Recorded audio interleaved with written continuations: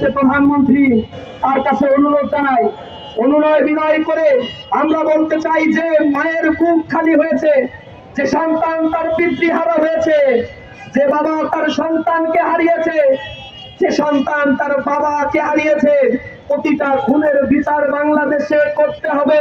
অন্যথায় জনগণকে নিয়ে আমরা রাজপথে আন্দোলন করব, নিশ্চিত করবো এই বাংলাদেশে জাস্টিস ইনশাআল্লাহ।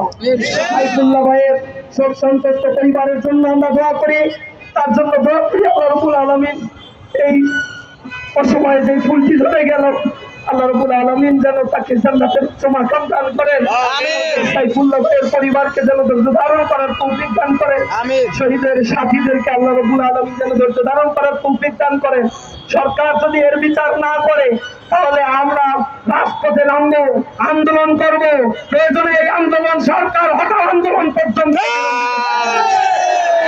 সবাইকে প্রস্তুতি নিয়ে রাজপথে থাকার উদাত্ত আহ্বান জানিয়েছি।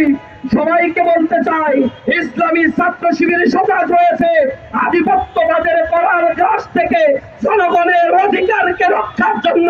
ইসলামী ছাত্র শিবির বাংলার প্রতি ইঞ্চি মাটিকে পাহারা দেবে ইনশাআল্লাহ।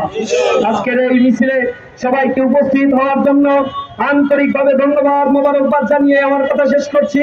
আসসালামু আলাইকুম ওয়া রাহমাতুল্লাহি ওয়া বারাকাতুহু।